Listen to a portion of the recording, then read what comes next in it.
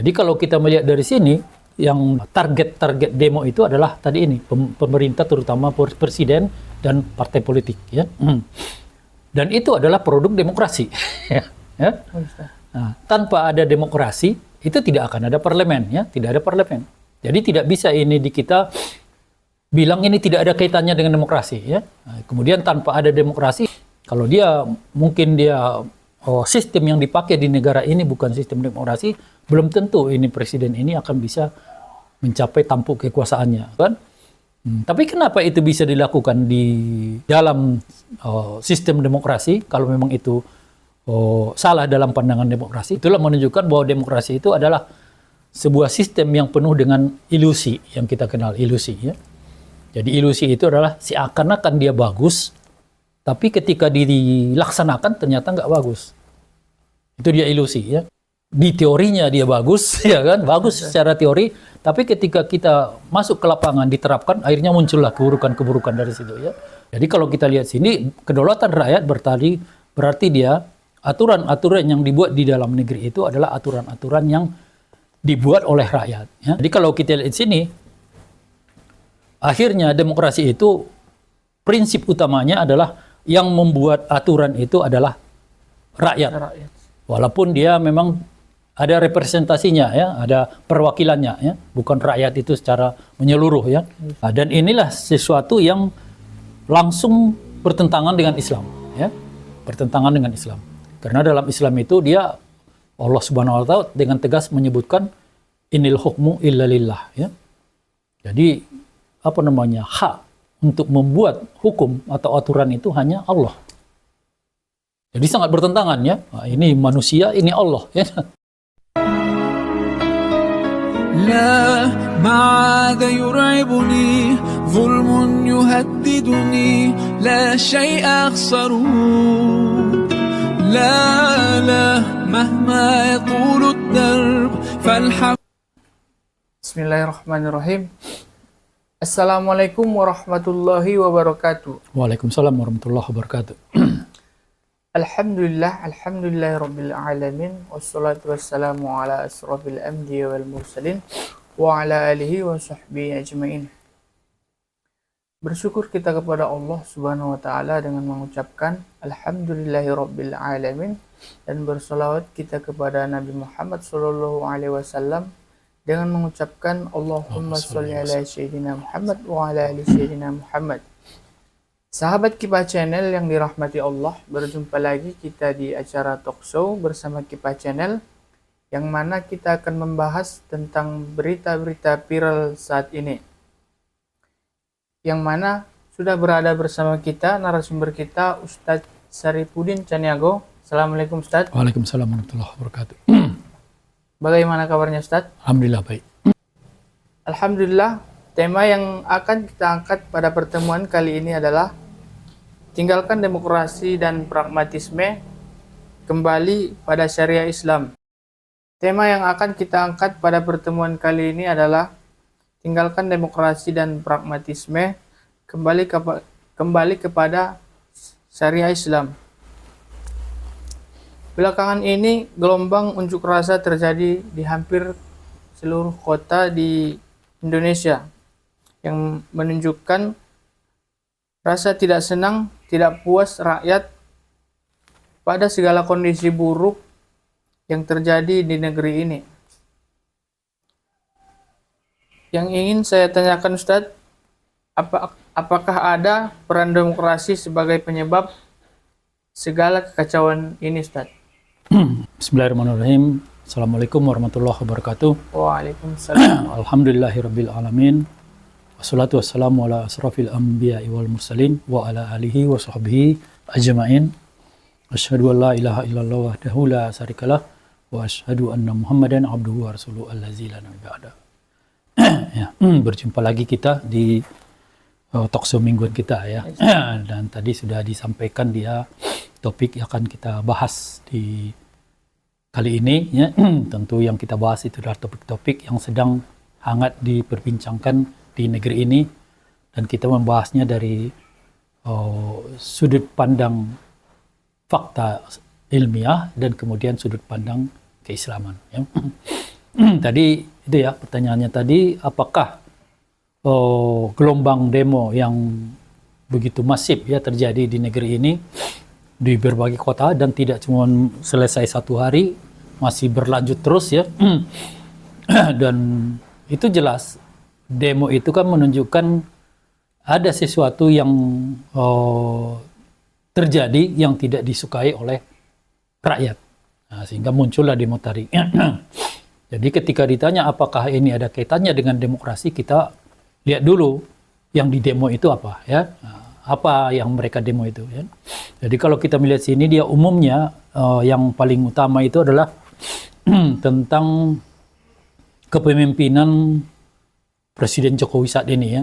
Di mana terlihat beliau itu ingin membangun sebuah dinasti politik ya. Dengan memaksakan agar anak-anak maupun menantunya itu bisa mendapatkan jabatan-jabatan yang cukup strategis ya di negeri ini. Dengan ini ya, dengan apa yang dibilang orang abuse of power ya. Ya menyalahgunakan kekuasaan untuk agar tadi itu kerabatnya itu untuk bisa masuk ya. Sehingga ini kemudian menyulut kemarahan. Dan kemarahan kedua itu adalah kemarahan masyarakat terhadap sikap-sikap dari partai-partai politik ya yang ada saat ini ya. Yang justru mereka itu terlihat tidak lagi peduli dengan suara dari rakyat ya. Terlihat mereka begitu sibuk berpolitik untuk demi kepentingan kelompoknya masing-masing ya. Hingga mereka kemudian bergabung berkoalisi dengan pihak-pihak yang dulunya berseberangan. Tiba-tiba mereka bersatu sekarang demi hanya untuk itu, bukan untuk rakyat ya. Demi hanya agar mereka mendapatkan keuntungan secara politik ya.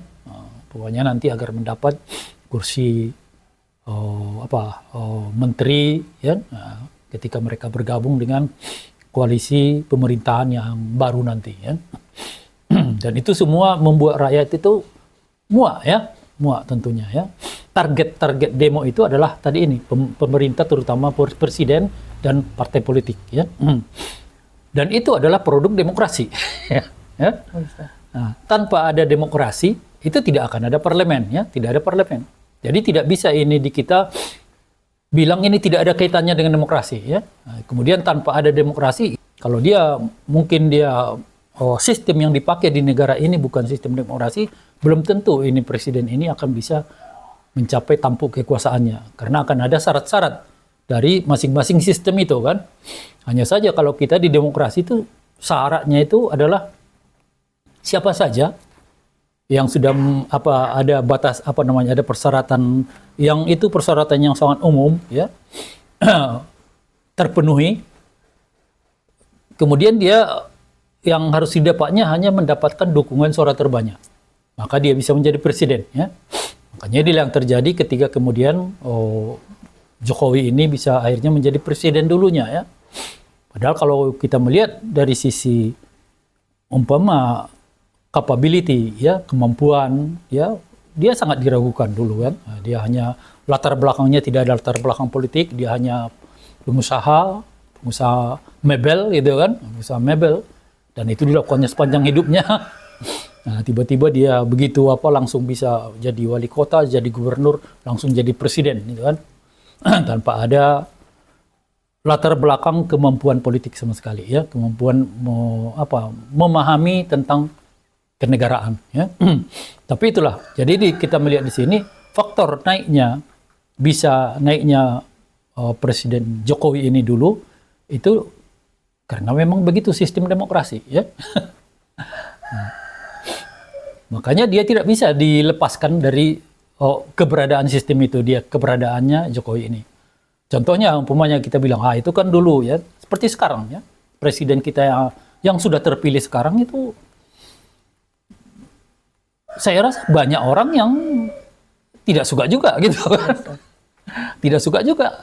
Bukan itu yang diinginkan orang menjadi presiden ya, tapi ternyata dia bisa menjadi presiden. Apa yang membuat itu? Demokrasi kembali kan, demokrasi itu.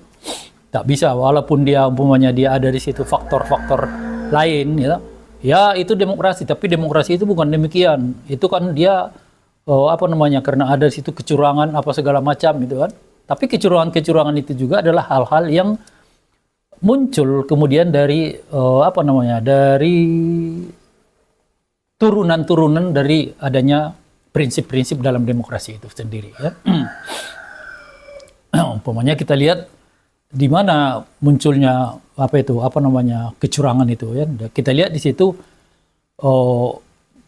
presiden di dalam demokrasi itu kan ada yang kita kenal dengan trias politika ya, yaitu pembagian kekuasaan antara legislatif di parlemen, judikatif di di seperti Mahkamah Agung, Mahkamah Konstitusi, dan kemudian kepolisian, kemudian dia ada eksekutif di pemerintahan ya. Tapi dengan adanya model demokrasi ini, di mana kemudian presiden itu terpilih, dia berasal dari dukungan partai, dan kemudian si pemerintahan ini dia merasa dia akan aman selama masa pemerintahannya jika kemudian dia didukung oleh mayoritas partai yang ada di parlemen, ya. Sehingga kemudian apa kebijakan-kebijakannya akan disetujui oleh parlemen karena sudah mayoritas di sana ya. Hingga kemudian muncullah kemudian gara-gara itu mau tidak mau si penguasa ini ya, presiden ini dia akan mencoba merangkul mereka ya.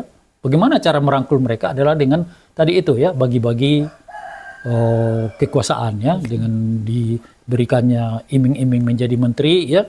Makanya kita lihat sekarang itu kan ya partai anu dapat 5 menteri, partai ini 3 menteri, partai ini 2 menteri. Nah, itu yang membuat mereka berkumpul di situ ya, Sehingga kemudian ketika dia mendapatkan dukungan mayoritas itu, maka kemudian parlemen itu dia sudah kehilangan fungsi sebagai pengawasan. Nah, karena tak bisa lagi dia mengawasi pemerintah, dia hanya di situ hanya menjadi sesuatu yang pembenar, ya, membenarkan apa-apa yang dilakukan oleh pemerintah, ya. Karena itu sudah mayoritas, ya, walaupun ada yang tidak suka, suaranya itu tetap akan kalah, ya. Karena di dalam sistem demokrasi itu kebenaran itu menjadi relatif, ya. Siapa yang benar, siapa yang paling banyak suaranya.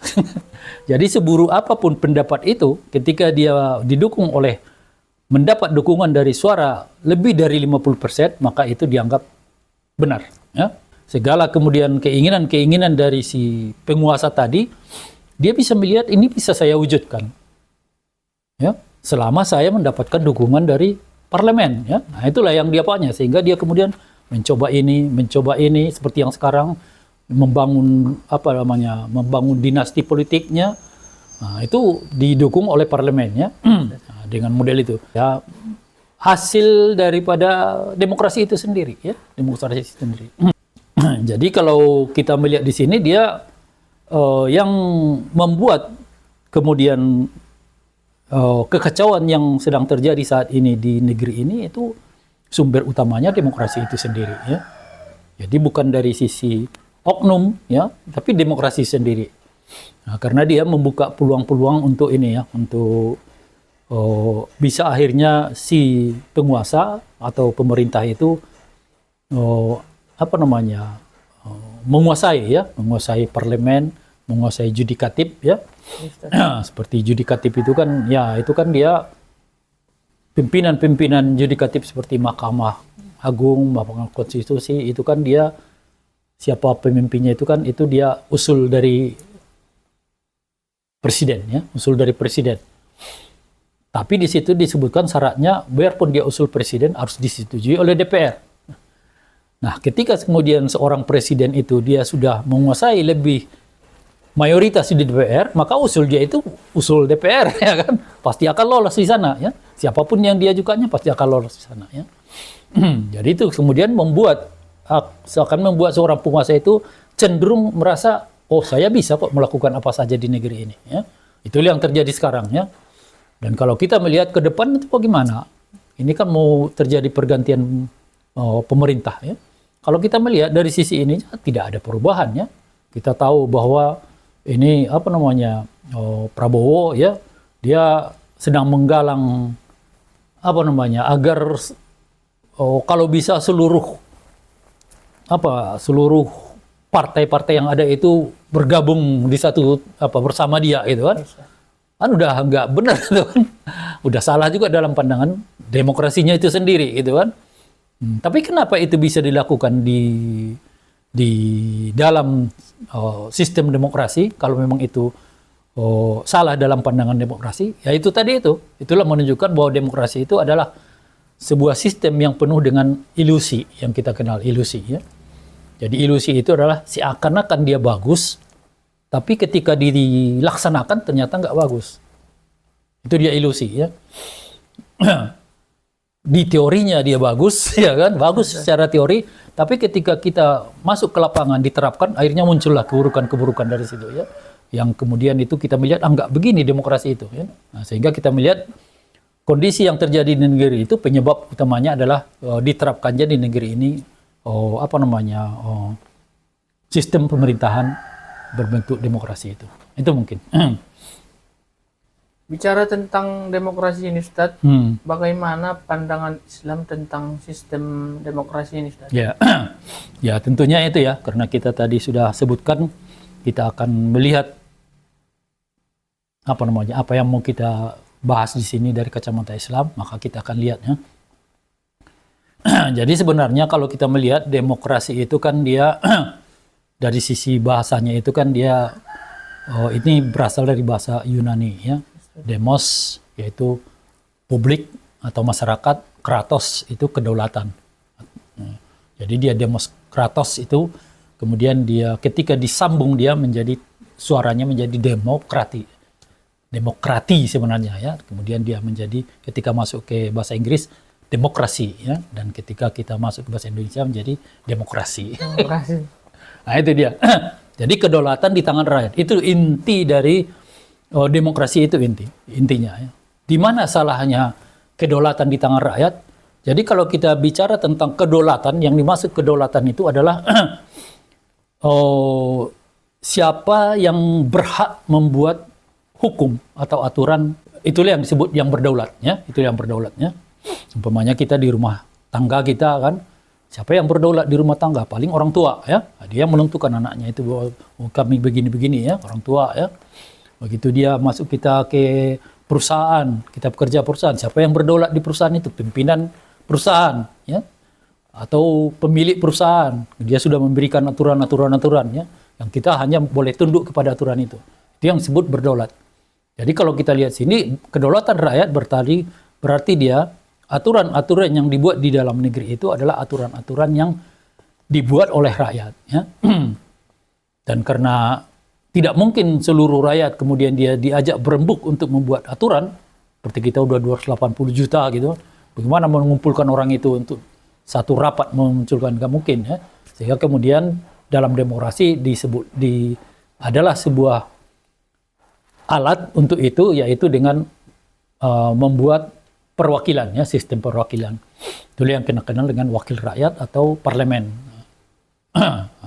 Itulah DPR ya. Apakah DPR RI, apakah DPR daerah-daerah ya. Nah, itu. Jadi itu ya. Jadi kalau kita lihat di sini, akhirnya demokrasi itu prinsip utamanya adalah yang membuat aturan itu adalah rakyat. Walaupun dia memang ada representasinya ya, ada perwakilannya ya, bukan rakyat itu secara menyeluruh ya. Nah, dengan dia memilih seorang anggota parlemen, berarti dia sudah memberikan hak bagi anggota parlemen yang dipilihnya itu untuk menyuarakan apa yang menurut baik baginya ya. Nah, dia dipercaya ya. Dan itu intinya ya. Nah, dan inilah sesuatu yang langsung bertentangan dengan Islam ya. Bertentangan dengan Islam. Karena dalam Islam itu dia Allah Subhanahu wa taala dengan tegas menyebutkan inil hukmu illa lillah ya. Jadi hak untuk membuat hukum atau aturan itu hanya Allah. Jadi sangat bertentangan ya. Nah, ini manusia, ini Allah ya. Nah, jadi di mana buruknya ketika manusia itu membuat yang diberikan hukum? Pertama itu nanti manusia itu akan membuat hukum, cenderung dia untuk membuat aturan itu menyesuaikan dengan kepentingannya, keinginannya, ya, dan lain-lain ya. Nah, seperti yang sekarang lah kan, mereka melakukan hukum-hukum itu ya tidak disukai rakyat. Nah, padahal mereka wakil rakyat, ya, mereka seorang presiden yang diangkat oleh rakyat, tapi mereka membuat aturan-aturan yang tidak disukai rakyat. Ya. Nah itu akhirnya kan, akhirnya apa itu ketika manusia diberikan peran untuk membuat hukum. Dan itu satu sisi, kedua sisinya itu akan terus ada pertentangan, ya pertentangan. Ketika umpamanya saya mengatakan begini pendapat saya, dan kemudian ketika saya yang jadi penguasa, pendapat saya itu yang saya terapkan. Kemudian antum merasa itu nggak benar. Nah, sehingga kemudian antum berupaya untuk merebut kekuasaan dari saya. Agar pendapat antum itu nanti akan disampaikan. Ya. Nah itu dia, akhirnya terjadilah selalu di situ perang secara politik. Ya, perang secara politik di dalam negeri itu. Ya. Akhirnya si penguasa ini, biar dia aman, di dalam negeri yang ada multipartai seperti kita, di Indonesia, multipartai, banyak partai, dia akan menggalang koalisi ya, dengan berbagai partai lain ya. Tapi kalau umpamanya seperti Amerika, dia hanya 2 partai, ya nggak bisa ya. Satu partai berkuasa, satu partainya oposisi langsung ya. Itu kalau begitu itu lebih bagus gitu kan. Ya nggak juga ya. Kalau dia hanya 2 partai di situ, umpamanya partai saya dengan partai antum gitu kan. Tanggapan saya di partai saya itu, tanggapan saya begini-begini, antum begini. Bisa saja orang lain di luar ada tanggapan lain yang tidak sama dengan pandangan saya sama pandangan antum ya. Terus di mana hak suara dia? Kalau cuma ada 2 partai kan? Nah, nggak juga cocok dengan demokrasi. 2 partai juga nggak bertentangan. Makanya demokrasi itulah. Jadi dia banyak sekali itu faktor ilusinya di situ ya. Ketika sudah sampai dalam penerapannya terjadilah hal-hal yang tidak sesuai dengan yang diharapkan ya. Nah, karena dia ilusi ya. Bagus dia secara teori, tapi ketika sudah diterapkan dia tidak bisa dijalankan ya. Tidak bisa dijalankan. Jadi itu ya, jadi di dalam pandangan Islam itu tidak boleh manusia itu membuat aturan, nah, karena yang membuat aturan itu hanya Allah ya. Nah, makanya kalau kita lihat di dalam sejarahnya Islam, seluruh seluruh peraturan-peraturan yang dibuat itu adalah peraturan yang berdasarkan pandangan Islam ya, berdasarkan pandangan Islam. Nah, apa keuntungannya kalau aturan itu dia aturan yang berdasarkan pandangan Islam? Itu dia keuntungan pertamanya tidak akan terjadi pertikaian. Karena umpamanya saya menjadi pemimpin dalam sistem Islam gitu kan, saya membuat sebuah aturan, menerapkan sebuah aturan, dan aturan itu bukan aturan saya tapi aturan yang berdasarkan sistem Islam gitu kan, ajaran Islam. Bagaimana mungkin orang menyalahkan saya gitu kan? Ya, nggak bisa orang menyalahkan saya kalau saya melakukan peraturan itu ya. Yang itu adalah ajaran Islam. Ya, karena aturan-aturan saya itu saya buat dengan menunjukkan dalil-dalil dan apanya semua gitu kan. Ya, nggak bisa. Sehingga kemudian orang cenderung tidak ada pertentangan-pertentangan itu ya. Pertentangan itu. Membuat demokrasi itu dalam pandangan Islam adalah sistem yang batil ya. Sehingga kemudian disebutkan haram ya. Haram dia untuk menerima dan bahkan kemudian itu menerapkannya itu haram dalam pandangan Islam. Karena sangat bertentangan secara mendasar ya. Prinsip utamanya itu sudah sangat bertentangan. Berarti ke bawahnya itu akan bertentangan. Walaupun kemudian orang bilang itu demokrasi itu kan ada di situ mufakat gitu kan, musyawarah gitu kan. Boleh. Tapi tetap musyawarahnya itu akan sesuai dengan tadi itu, dengan prinsip utamanya itu. Sehingga ketika kemudian manusia diberikan hak sebagai penentu peraturan atau hukum, maka kemudian musyawarahnya itu juga akan memusyawarahkan apa saja. Semua bisa kita musyawarahkan gitu kan. Seperti kita lah di negeri ini kan. Kemudian Allah sudah mengatakan riba itu haram.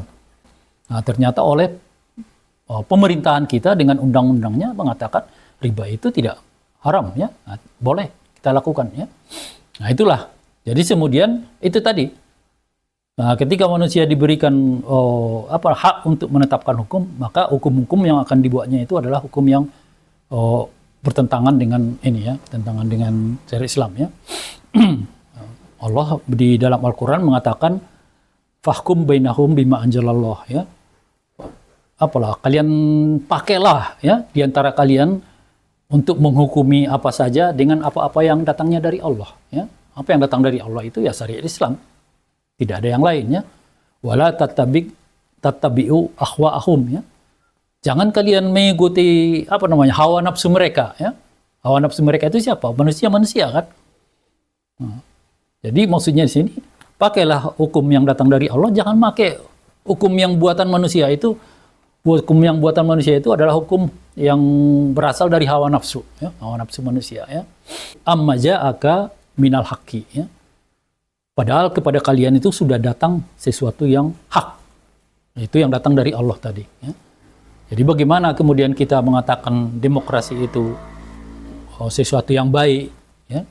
Ketika kita sudah mendapatkan dari Allah, diberikan Allah kepada kita sesuatu yang hak, yaitu syariat Islam, tapi kemudian yang hak itu kita tinggalkan dan kemudian kita mengikuti ini pandangan dari manusia, mengikuti hawa nafsu manusia ya. Itu bertentangan itu. Bahkan Imam Syafi'i dia mengatakan manistahsana ya. Jadi siapa saja orang yang menganggap baik sesuatu ya, dia menganggap baik, tapi anggapan baiknya itu bukan karena disandarkan kepada Islam. Dia membilang ini baik tanpa dalil, tanpa apa, maka disebut di faqada syara'a fid din ya. Itu sama saja dia telah menambahkan syariat kepada agama ini ya. Dia membuat syariat-syariat yang baru di dalam Islam berarti ya.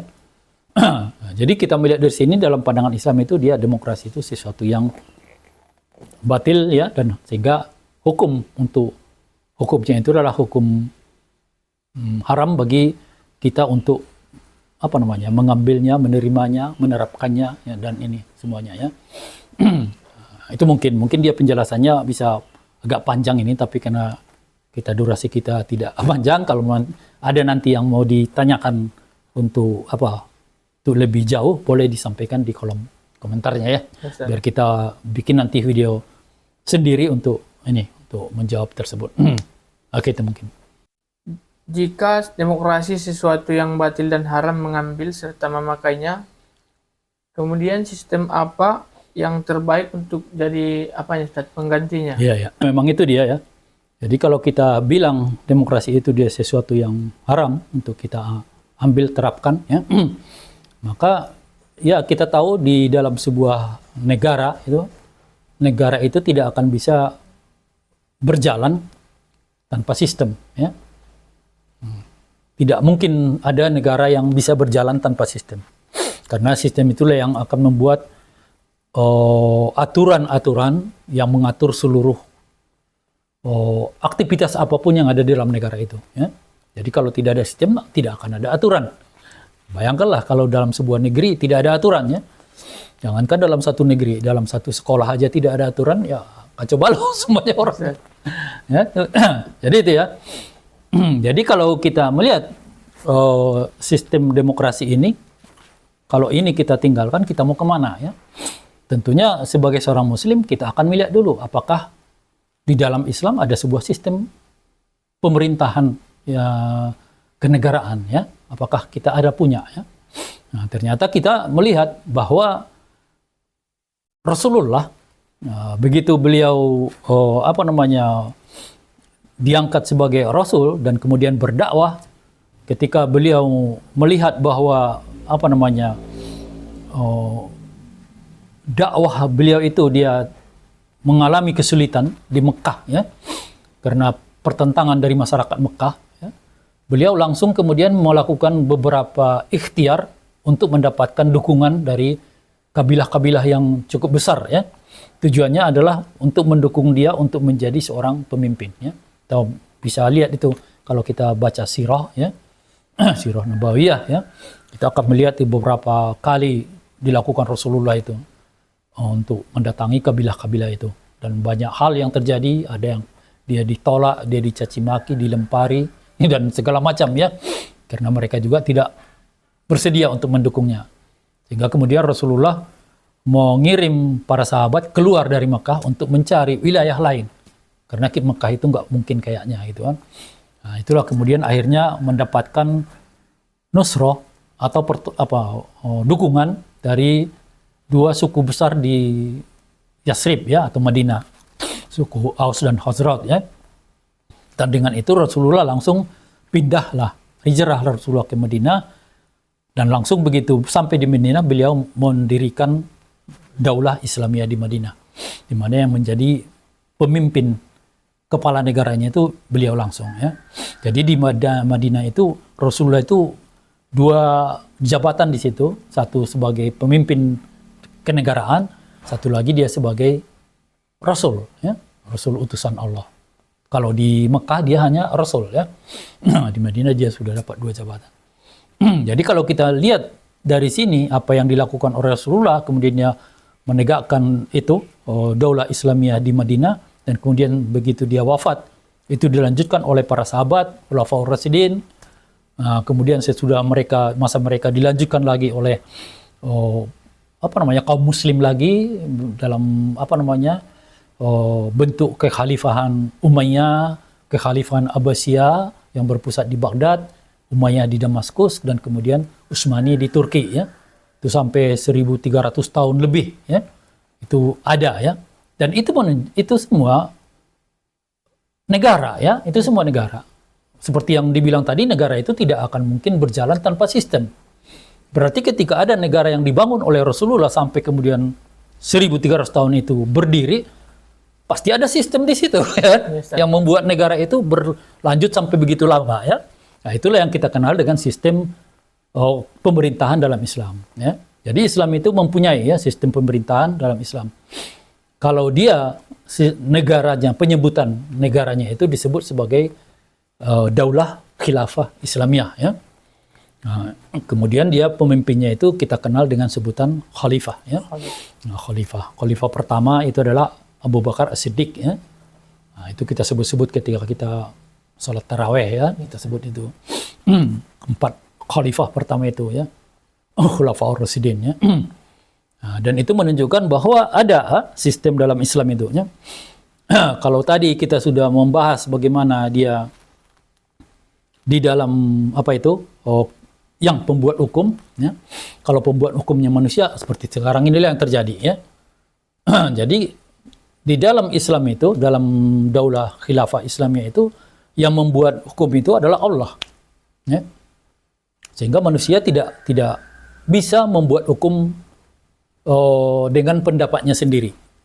Seberapa banyak pun manusia yang menginginkan suatu hal itu dilakukan, atau aktivitas itu dibenarkan, tidak dibolehkan kalau dia itu dalam pandangan Islam itu tidak dibolehkan dalam pandangan Islam. Kalau sudah haram dalam Islam itu, seberapa banyak pun orang yang menginginkan itu boleh dilaksanakan, itu tidak dibolehkan ya. Nah, itu dia dalam sistem pemerintahan Islam. Jadi dia pembuat aturan itu hanya Allah ya. Dan kemudian kita tahu bahwa Islam itu adalah agama yang disebut agama yang paripurna ya. Disebutkan itu, Allah mengatakan al-yauma akmaltu lakum dinakum ya. Hari ini sudah aku sempurnakan bagi kalian agama kalian. Jadi Islam itu agama yang sempurna ya. Kalau sempurna itu dia tidak ada lagi yang kurang di situ kan. Kalau masa dia kekurangan, biarpun sedikit kekurangannya, nggak bisa disebut sempurna itu kan. Maka kemudian dari situ kita bisa melihat apapun problematika atau kondisi yang muncul mulai dari saat ini umpamanya sampai ke yaumil akhir nanti, itu akan bisa dijelaskan oleh Islam, diambil hukumnya dari Islam ya. Walaupun kita lihat ya Al-Qur'annya cuma segini ya. Nah, tapi dia penggalian hukum itu kan bisa lebih meluas itu, walaupun dari sini ya. Kemudian siapa yang membuat hukum? Bagaimana metode pembuatan hukum dalam pemerintahan Islam ya? Apakah ada parlemen gitu kan pembuat hukum ya? Tidak ya. Yang membuat hukum itu adalah yang melegislasi, yang mengundangkan atau mensahkan sebuah hukum itu untuk diterapkan, itu adalah khalifah. Tapi siapa yang membuat hukumnya itu, dia bisa saja khalifah tersebut kalau dia seorang yang mujtahid ya. Kalau mujtahid itu berarti dia punya kemampuan untuk menggali sendiri hukum ya. berdasarkan Al-Quran, An-Sunnah dan segala macamnya yang yang disebut dengan sumber-sumber syariat Islam. Ya.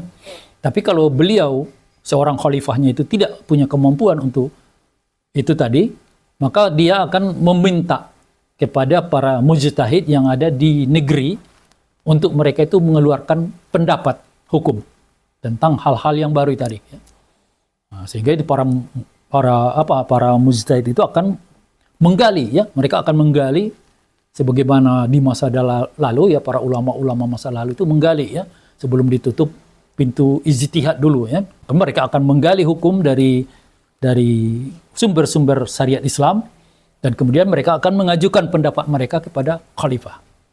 Pokoknya kalau ada 5 mujtahid itu mereka menggali hukum dan menyangkutkan pendapat mereka 5-5-nya agak berbeda, ya, berbeda 5-5-nya pendapat mereka tentang masalah ini, maka nanti disitulah fungsi dari khalifah itu mengambil salah satu di antara pendapat ini yang dia anggap pendapat yang lebih kuat, ya, dianggap pendapat lebih kuat, dan kemudian itu akan dijadikannya sebagai undang-undang.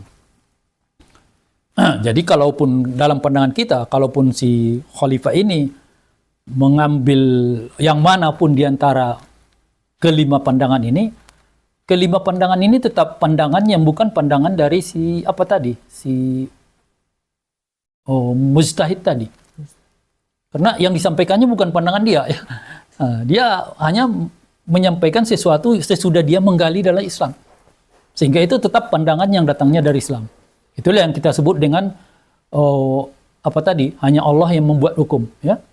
Jadi bisa aja manusia itu dia mengeluarkan pendapat hukum, tapi pendapatnya itu bukan pendapat pribadi, bukan pendapat akalnya, tapi dia pendapatnya itu sandarkan kepada perkataan-perkataan dari Allah, ya, dan juga perkataan dari Rasul, ya, sehingga tetap itu dia bisa kita sebut itu dia pendapat yang datangnya dari Allah. Sehingga kalau kita melihat di sini dia faktor-faktor munculnya aturan-aturan yang hanya memuaskan keinginan dari seorang penguasa itu tidak akan terjadi. Tidak akan terjadi. Ya. Dan kalau dia akan melakukan sebuah perbuatan yang melanggar syariat Islam, itu bisa langsung dia akan diprotes, ya. Nah, dan kalau dia tidak mau membatalkan peraturan dia itu, bisa saja dia diberhentikan dari situ karena sudah ada pelanggaran syariat Islam. Kalau sekarang dia seorang pemimpin itu, dia mau melakukan sesuatu perbuatan, ini perbuatannya melanggar undang-undang, ya. Jadi apa yang dilakukannya? Diubahnya undang-undang itu. Diubahnya undang-undang itu. Karena bisa aja dirubah gitu kan undang-undangnya. Kalau dalam Islam nggak bisa kan? Tak bisa dia merubah-rubah syariat itu, nggak ada yang bisa dirubah-rubahnya itu kan, hukum-hukum dalam syariat itu. Ya. Jadi nggak bisa, bagaimanapun keinginan dia untuk melakukan hal-hal yang untuk memenuhi keinginannya, memenuhi hawa nafsunya, itu tidak akan bisa dilaksanakan dalam sistem pemerintahan Islam. Sehingga kemudian dia dari segi peraturan-peraturan yang akan muncul, itu peraturan-peraturan yang bisa disebutkan itu adalah peraturan-peraturan yang seluruhnya itu akan baik bagi manusia, ya, bagi manusia yang ada di negeri tersebut, ya. Tidak akan mungkin ada orang yang bisa macam-macam di situ kan, atau seperti sekarang disebut itu cawe-cawe gitu kan, dan macam-macam lah, ya, menggunakan undang-undang dan merubah-rubah undang-undang untuk kepentingan mereka sendiri. Ya. Nah, dan dari situ kita bisa melihat perbandingannya, kita bisa bandingkan antara demokrasi itu dengan tadi itu, ya, dengan pemerintahan Islam itu. Apalagi kita sebagai kaum muslim gitu kan. Aneh kalau kita dalam pandangan kita itu kita merasakan aturan-aturan yang dibuat manusia dalam sistem demokrasi itu bisa lebih bagus dari aturan yang dibuat Allah gitu kan. Itu aneh itu. Syekh Taqiyuddin An-Nabhani juga mengatakan dia dalam definisi dari politik itu kan. Siyasatu hiya, ya. Politik itu adalah riayatu su'unil ummah bi ahkamil Islam. Ya. Politik itu, yang dimaksud politik itu dalam Islam itu adalah mengurusi urusan umat dengan aturan Islam. Ya. Jadi kalau kita tidak mengurusi urusan umat dengan aturan Islam, kita sejatinya bukan berpolitik sebenarnya dalam pandangan Islam ya. Itulah yang muncul sekarang, politik-politik yang kacau balau sekarang ini ya. Yang membuat kemudian akhirnya kebingungan ya, rakyat kebingungan, dia memilih anggota dewan yang dia pilih, tapi kemudian anggota dewan itu tidak peduli dengan dia ya. Dia memilih presiden, kemudian presiden itu tidak peduli dengan dia. Kan bingung sekali kita ya. Dan itu tidak akan terjadi kalau di dalam sistem pemerintahan Islam. Nah, itu mungkin ya. Ustaz, berarti bisa dikatakan penyebab segala kekacauan saat ini adalah sistem demokrasi itu, Ustaz ya. Kemudian demokrasi itu sesuatu yang batil dan haram mengambil dan memakainya. Dan dalam Islam ada sistem pemerintahan yang bisa menggantikannya, Ustaz ya. Ya, terima kasih Ustaz atas penjelasannya. Semoga bisa menambah wawasan dan ilmu keislaman kita. Pemirsa Kifah Channel yang dirahmati Allah, marilah kita semuanya bersegera untuk mengamalkan dan menerapkan, menegakkan syariah Islam secara kafah dalam seluruh aspek kehidupan. Hanya dengan itulah bangsa dan negeri ini akan bisa meraih ragam keberkahan dari langit dan bumi. Jangan lupa like, komen, dan subscribe, dan tekan tombol notifikasinya untuk mendapatkan video-video terbaru dari channel kita. Wallahu a'lam bishawab. Assalamualaikum warahmatullahi wabarakatuh. Waalaikumsalam warahmatullahi wabarakatuh. Alhamdulillah. لا ما عاد يرعبني ظلم يهددني لا شيء أخسره